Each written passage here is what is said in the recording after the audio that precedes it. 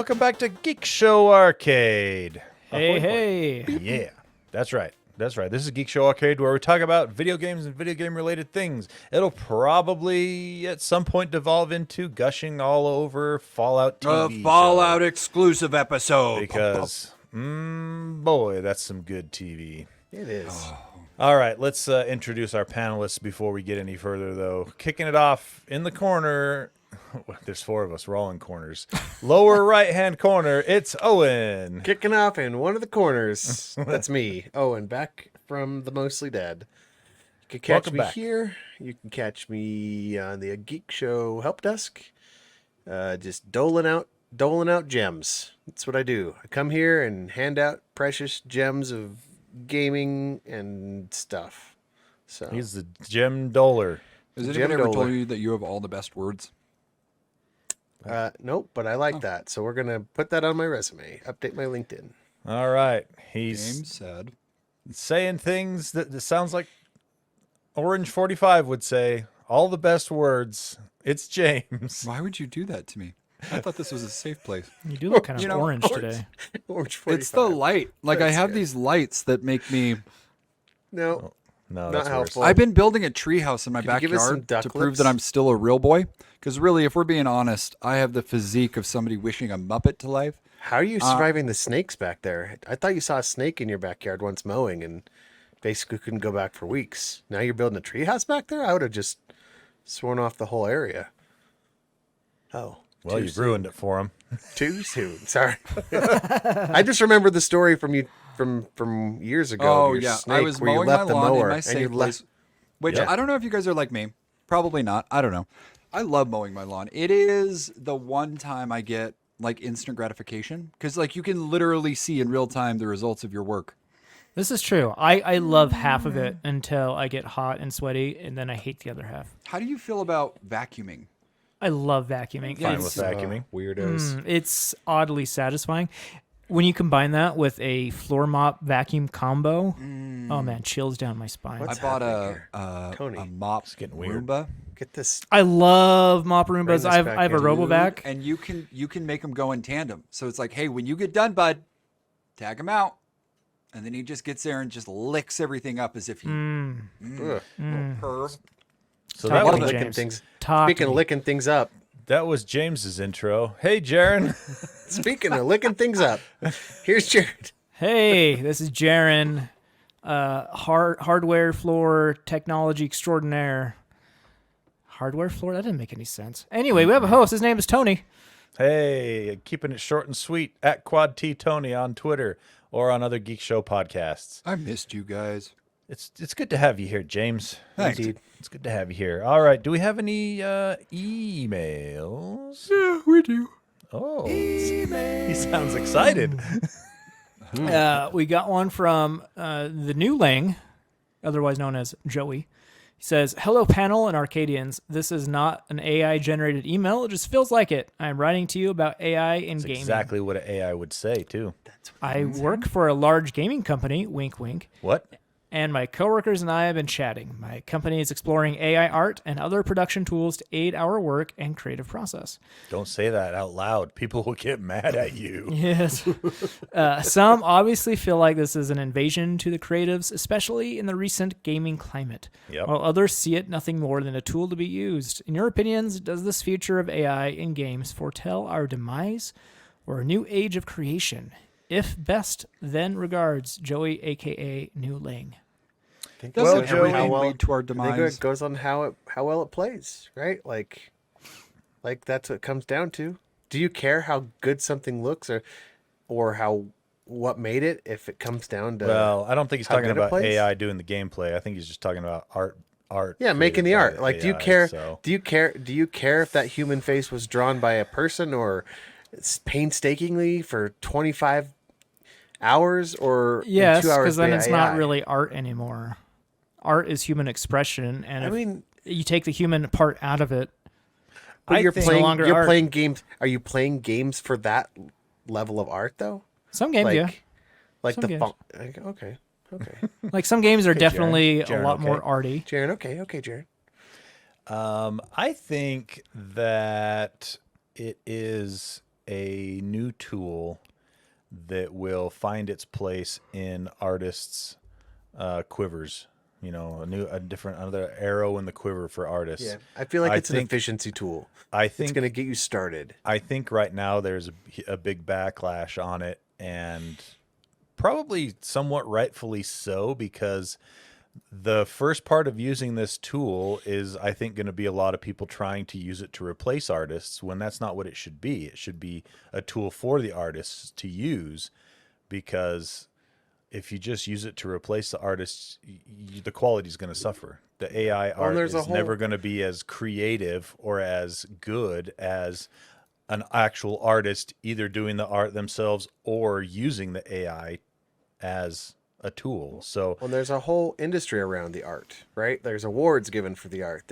Yeah. And if people find out you're using AI to do it, they feel a little duped, you know? Yep. They're like, oh, I thought that this was painstakingly blood, sweat, and tears. No, I just did it with AI and basically achieved the same result without the effort. And I think that's what people get offended with. I think we're gonna see the pendulum swing, and eventually, like all new tools, it's gonna stop in the middle and find its use. In my very uninformed opinion, to me, I think it feels okay in like the ideation phase, just like trying to decide what you want to do. Sure. Trying to see what sticks, you know. But I can get that. Yeah. So you can't kick against capitalism. It does it faster, and it does it cheaper. Well, we're not talking about it's going to be the way it goes. Reality. We're talking about our own opinions here. So I mean, my opinion is based in reality. So here's the thing: is like there are days that I wish that I did what Jaren does, because I feel like Jaren, while there is a big sense of creativity with what you do, at the end of the day, a number is a number, right? Like how fluid you get with the number, how like creative you get with that number, where you move money or numbers around to make it work. Great. that's called cooking the books, and that's illegal. Only you can't be creative. You can't be too field. creative. Okay, No. I didn't want to say that your job's Closer to binary that. because I felt like it was reductive, but it's binary, Jaren. It's binary. Anywho, what I'm saying is, so I work in marketing, and I've had leaders in the past that have utilized AI, and like marketing for the most part is a very, like there are fundamentals that don't really change with marketing, but human behavior, and I'm sorry if you've heard this 1,000 times that I've said this, but like business very much is like an ocean, and it ebbs and it flows, and you have to be a business that is a boat on top of the water, and you have to be able to ebb and flow with the ocean that is business, or you're going to sink. And marketing is a big part of navigating the social landscape on how your brand is going to be interpreted. And with marketing, it needs to be powered by creatives that think outside of the box, because it's one thing to work inside of a box, but it's finding where the corners are in that box, and that's where the truly creative businesses come to the surface. Now, I had a leader before that would almost exclusively use ChatGPT to ideate for campaigns. And it is amazing how like 5 out of 10 every idea was. It was like, That's cool. super average, huh? yeah, they weren't bad. They weren't good. You That's know what I mean? was saying. Like, Yeah. you can't, you won't get nearly as creative stuff out of an AI algorithm than you will Not from a yet. person. You know, Not And yet. Maybe it's not yet. I don't know. Yeah. At this point, no, though. Well, So, Right. like it's just that being averaging said, out ideating every is awesome. human's work. Exactly. So how could it be good? it's right? averaging it out. Exactly. So I think we're going to get to the point where you're going to see AI used in game development, regardless. It's all being games. used today to like in- upscale assets and Well, yeah, Yeah. but that's taking something that's already been created and just making it sharper. Yeah. Well, and you know, imagine things when like a that. creative But- will be able to map their own AI assistant, and the learning will be from them. Having Right. another you to shortcut your processes And that's- make you more efficient. That'll be cool. Yeah, I think we're going to get to Maybe. the point where we're going to see it used by artists, not replacing artists. Yeah. Because when they use it to replace an artist, it's just not going to be good. And the free market capitalism doesn't allow for things that aren't good to rise to the top and get paid, Yeah, well, and make money. As And much as so, it feels like it, there is no imagination there. yeah, There is it's no all real creation. Could it be that AI is completely overblown and we're just still in the hype cycle at the beginning of the technology? I think we are. I think that we're seeing the same thing we saw in the second wave of cryptocurrency stuff when Ethereum took off. Yeah, layer And two everyone stuff was like, too, this and is going to be the answer to all business questions Yep. and all money management and all information management. And now 5-8 years later, it was it has its uses, but it's not the end all be all. And I think the AI that we're playing with right now is in the same boat.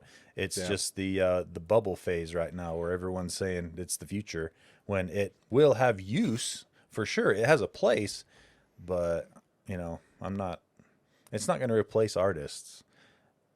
If even only for the fact that people will not Didn't somebody support get an whatever award? it is Didn't that they somebody try to win? replace it. Didn't somebody win an award recently for like best something something, and then they admitted that it was made by AI? A couple years, like 2 years ago, last Yeah. year I think it was Last it year. was a Sony photography award. I think, or Yeah, something like that. that. Some photography award. So But that's getting blurred. The line's getting blurred there for sure.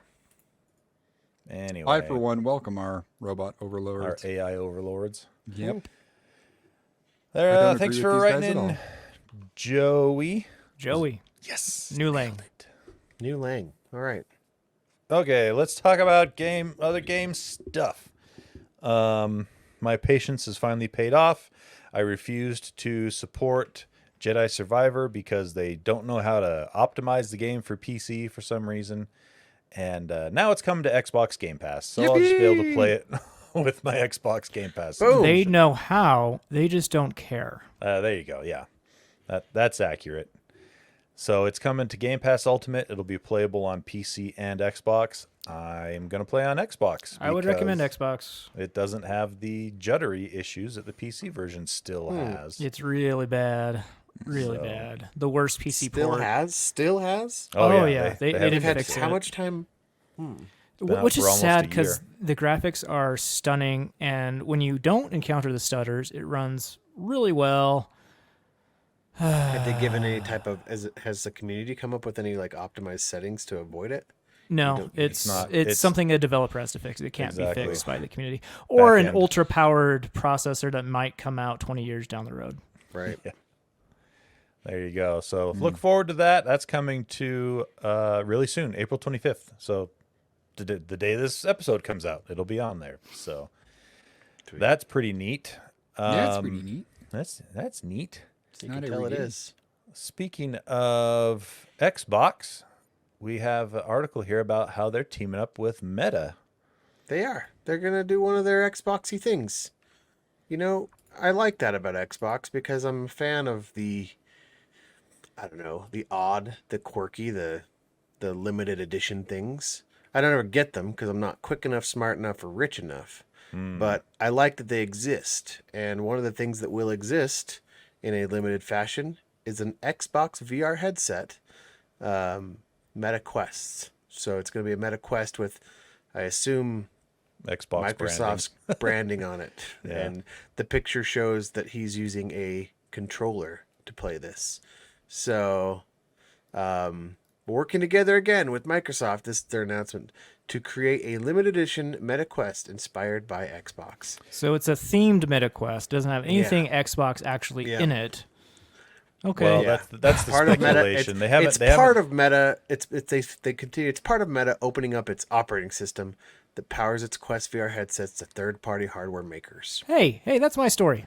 Yeah. So that's where the question is. Like, is it going to be just a black Quest 3 with green That's what highlights, with green straps. Like I Or- don't know.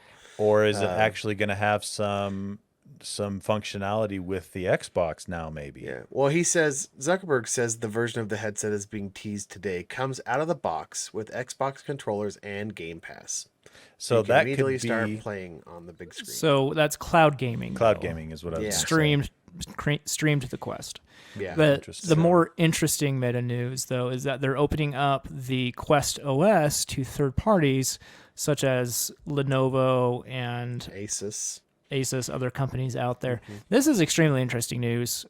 Quest OS really is the only game out there, Pretty unless you much. count a $3,500 Apple headset. which no one is buying right now. Womp womp. But this, like, I have no problem with the Quest 3 hardware. It from everything I've read, it sounds fantastic. However, it'd be really awesome if we had different variants out there. Maybe one with an OLED screen could be very interesting, or an HDR screen.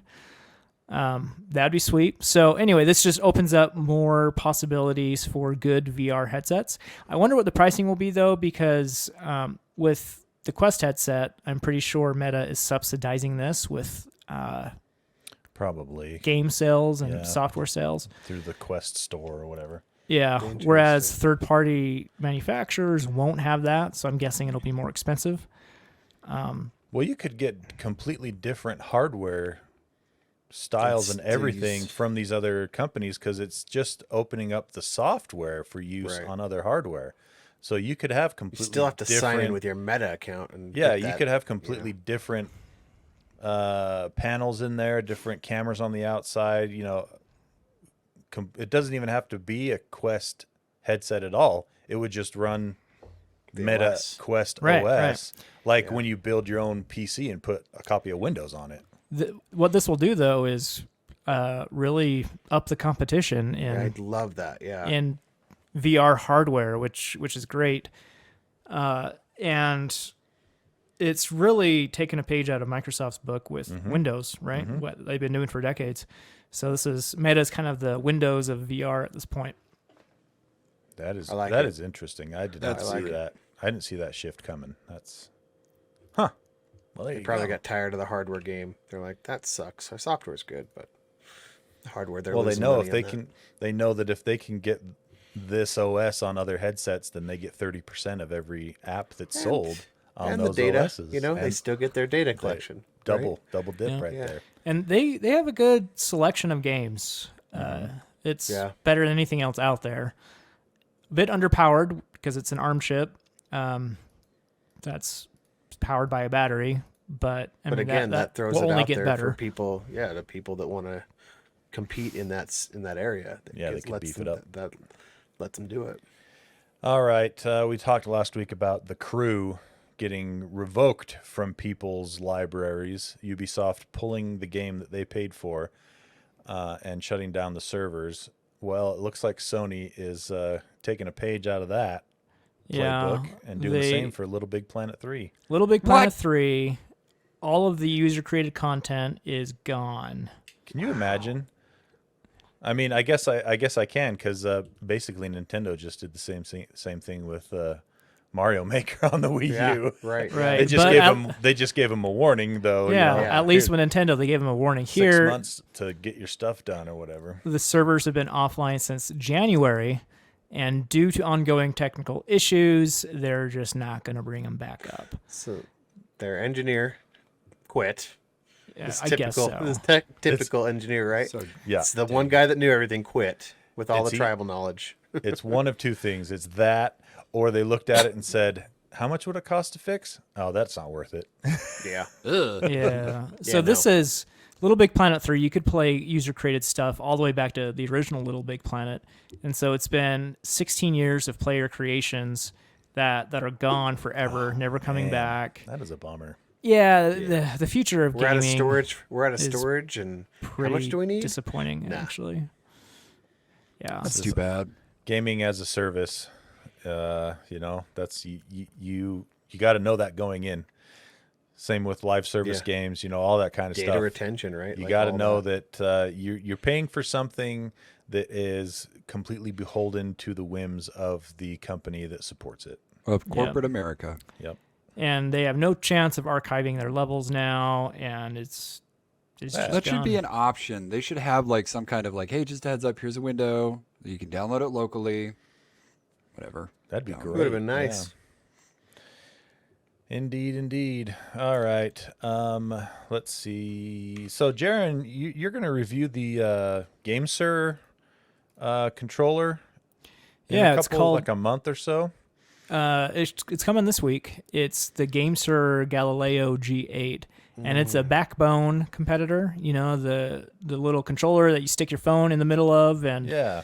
I've never been a fan of the backbone controllers because the joysticks they're frankly trash. They feel like Switch Joy-Cons, and it just doesn't feel good. Well, Razer's throwing their hat in the ring again. They've had their Kishi for a while, and right after you bought this game, sir, the Kishi was announced. Razer, they had the original Kishi, and it actually felt pretty good. I loved the joysticks on that. The triggers and the buttons, they were just so-so. Then they released the Kishi 2, which was a backbone clone, and I just was not impressed with that at all. Didn't look good. Joysticks again? Yeah, they had the Joy-Con joysticks. Yeah. Now they have released the Razer Kishi Ultra. This seems to be like the god tier phone controller here.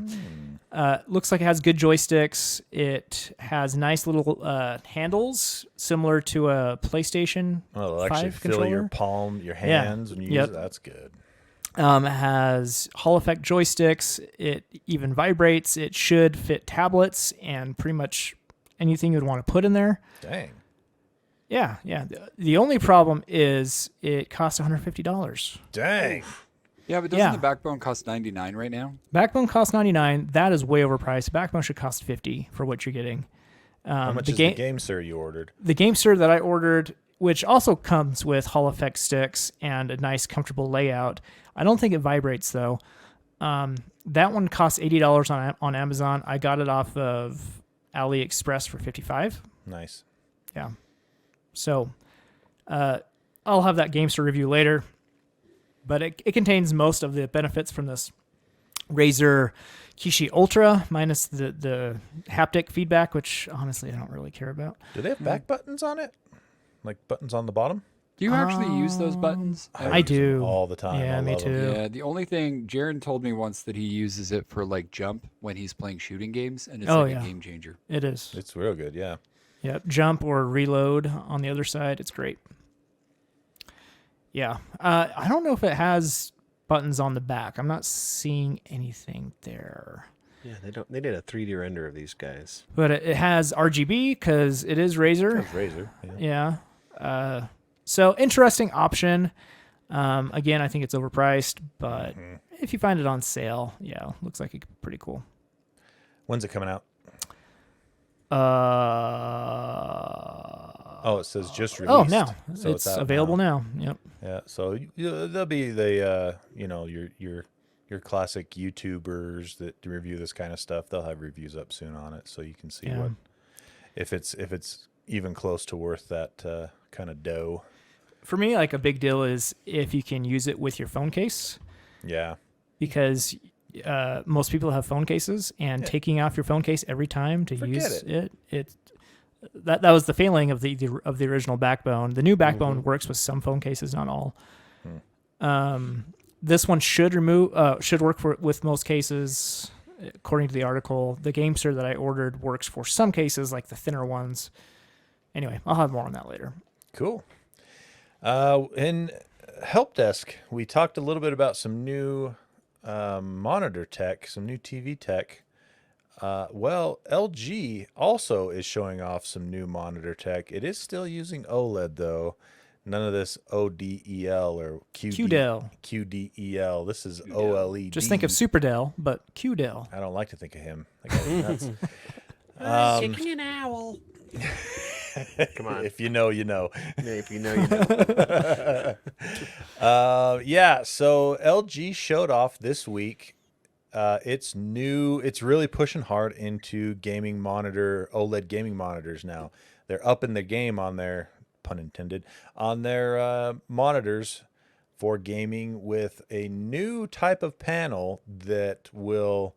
Now we've seen this a little bit, but I don't think we've seen these exact specs.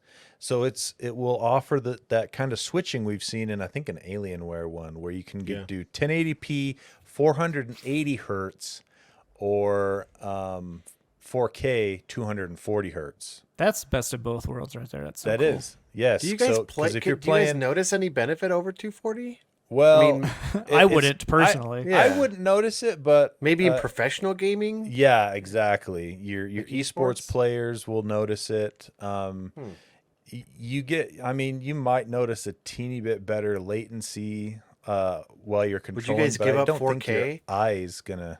Yeah, Not would you for guys give up 240. 4K? No, Yeah, because here's the thing: 4K like 240 seems pretty there's optimal. like 5 games out there that can run at 480 hertz, and that's all esport games, and I don't really play those. So Yeah, like the GPU could probably handle it, but the CPU, not the CPU. yeah, Exactly. it would not get up to that high refresh rate. So this one will have that display switch in there for you to choose what you want. But this is the really cool thing about it is it uses LG's Meta Technology 2.0, which is the micro lens array stuff. So that they only put in their really high-end G series TVs. Oh, really? Yeah, so it's going to have better light brightness with less image retention possibilities, things like that. So they're really loading in all the bells and whistles with. So less chance of burn-in, and I know James hates burn-in. Hate burn-in. Gotta hate that. So dumb. So it's really That's looking cool. They said that they're gonna start having these displays out for not just their own stuff. They'll also be selling it to screen, gaming screen makers for them to put in there. These are going to be spandy. Yeah, I'm sure they'll be pricey. They say the full lineup will have 27-inch, 31.5-inch, 34-inch, 39-inch, and 45-inch options. So the only one I'm really interested in would maybe be the 31.5, 32-inch because the rest of them are ultra-wide monitors, and I just don't really get behind that too much. I like the nice 16:9 aspect ratio personally. But It looks pretty. yeah, if you're into the ultra wide stuff, it's going to be available on that. Pretty cool. Pretty cool. We'll see how it goes. Ultra wide to me is like it's a nice feature, but I don't care. The problem with ultra wide is, in my opinion, is you lose. Like, there's still games that are developed that don't support ultra wide aspect ratios, and older games, most of them don't support ultra wide aspect ratios. So you end up with a picture that's shorter than you would get with a 16:9 and big black bars on the side, and so it just meh, And everybody just looks dumb at that point, Exactly, James. That's right. What are you gonna do? I don't know if this is good news or bad news. Embracer's splitting up. Is that good news? I would call it a conscious uncoupling. Yeah. No. Why would you call it that? They're uncoupling to 3 different companies. Yeah. Splitting up their properties to these 3 different companies. Who knows why they chose which properties to go where? The naming convention they've gone with too is really weird. Yeah. It's just a tax shelter. It's just a tax shelter. One of them is called Asmodee, which will handle the tabletop gaming segment. So like Ticket to Ride, Seven Wonders, Catan. Wow, they own board game stuff too. Yep. The other one is Middle Earth Enterprises and Friends. I like how they added and Friends there. Because that's everything besides the 2 Lord of the Rings games they've made. That's Which just are totally crap. cashing in on the term Middle Earth because they think it's recognizable. Yeah, specializing in AAA games and overseeing Dead Island, Killing Floor, Kingdom Come Deliverance, Tomb Raider, and finally Lord of the Rings franchises. I know when I think of Dead Island, I think of Middle Earth, so it fits. Dude, And the third company is Coffee Stain and Friends, and it's the indie-centric group, which includes Deep Rock Galactic, Goat Simulator, Satisfactory, Wreckfest, Teardown, and Valheim. Some more of the indie developers. Yeah, so they really wanted to get over the bad PR just by adding and friends to the end of these companies. Seriously. We're all friends. and you know. friends. Except for Asmodee. I don't know Where why did they it's even not get that Asmodee name? and Friends. Asmodee and just Asmodee. Yeah, they don't need friends over there. So that first group, Middle Earth Enterprises and Friends, the studios in that are Crystal Dynamics, Great studio. Dam Buster Studios, and what did they make recently? Was that the Dead Island 2? I think it was Dead Island 2. And that got great reviews. Yeah, they saved it. Yep. Eidos Montreal, which I love the stuff that I've played from Eidos Montreal. They're the ones that have been doing the Deus Ex games. Flying Wild Hog Studios, another great studio that does fun shooters. You got Tripwire, Vertigo Games, Warhorse Studios, which the Warhorse is the Kingdom Come Deliverance studio. That's like pretty much all they do. And then you still, poor old 4A Games is still tossed in the mix there. I forgot they were a part of Embracer. Guys, we're still here. Guys. Yeah, 4A Games are the Metro guys. They are fantastic. Yeah, they make good stuff. So I hope this works. I don't see how this studios. I don't see how this makes any financial sense. Maybe it's easier to get investment for smaller companies. I think that's probably a logical line of thought. And the other thing too is they can just saddle one of these with all their debt, and the other two will look profitable. You know. Yeah. Yep. So. Taxes, money, capitalism. Money. Money. All right. And then last but not least, Jaren has some thoughts on the Delta game emulator on iOS. Yeah, last week we talked about how an emulator was released and then quickly pulled. Well, an actual emulator came out called Delta. Hasn't been pulled. Hasn't been pulled. The reason the first one was pulled because the dude stole the work of the guy that made Delta. Yeah. We didn't think anybody would notice. Crap. So Delta, not to be confused with the airline company, which also has an app called Delta. This has Nintendo emulators. NES, SNES, N64, Game Boy Advanced, and Nintendo DS, I believe. So I've been giving it a whirl. I've loaded up games for NES, SNES, Nintendo 64, Game Boy Advanced. It's a pretty bare bones emulator, to be honest. It doesn't have any options to change. You pretty much put in your ROMs. You can connect it to iCloud or just download them directly on your phone, and you can link to that. But there's really, if you don't like how sharp it is, you can't change the resolution or anything like that. You can't downsample. The emulation in the future, do you think? What was that? Maybe. Is that coming in the future, do you think? I bet there'll be other emulators out there So can you load with better options. Can you load different cores onto You can't. it? No, you can't load different cores. So what you have is what you get. Ew. I hope RetroArch comes out because that's a lot more customizable. Yeah. And I think it's been on jailbroken iPhones for a while now. I could be wrong though.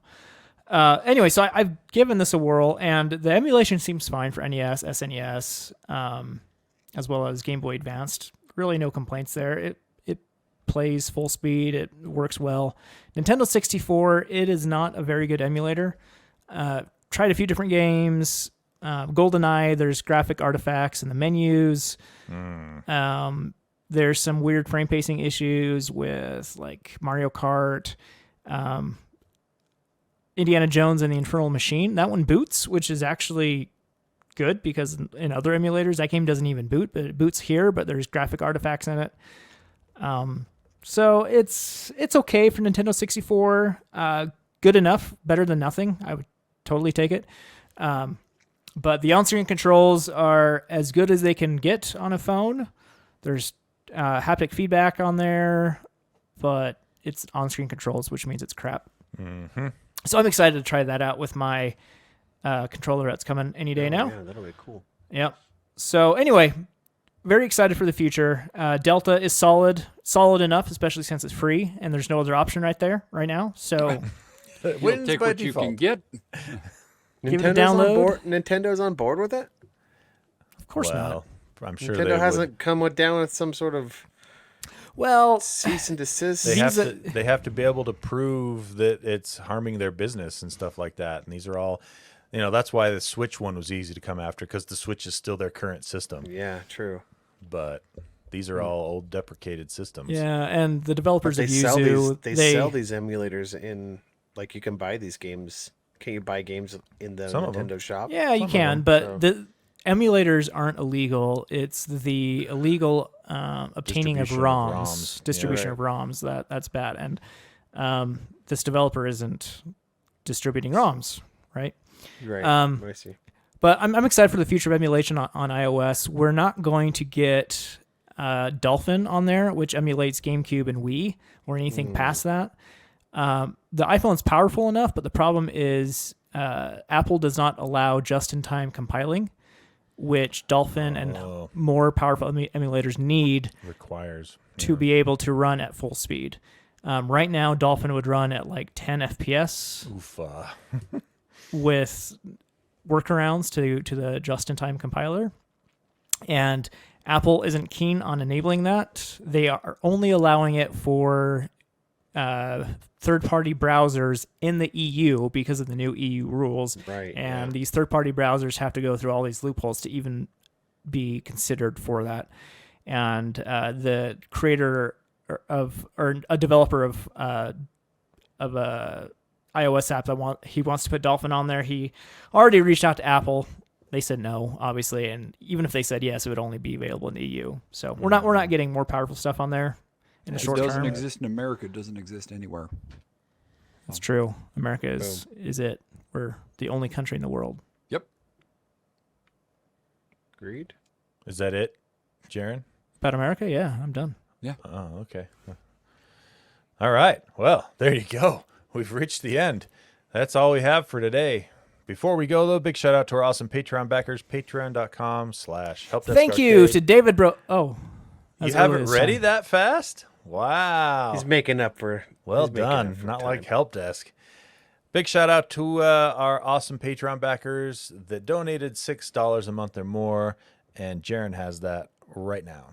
Thanks to David Roshinsky, Connor Keesaw, and Wiffleball Tony. Thank you guys. Jason Eatman, Keonda Carnal. I'm Halo Onyx. How about you? I have to know who that is. It's Twyman. Sounds like Twyman. Yeah. Twyman. Twyman's Halo Onyx. No I guess. way. There's no he way. just tricked you. Andy Bird, Be the 8-Year-Old, Tony the Home Theater Geek, Travis Johnson, buy Geekshow Arcade Help Desk stickers at Pieman Graphics on Etsy. Ooh.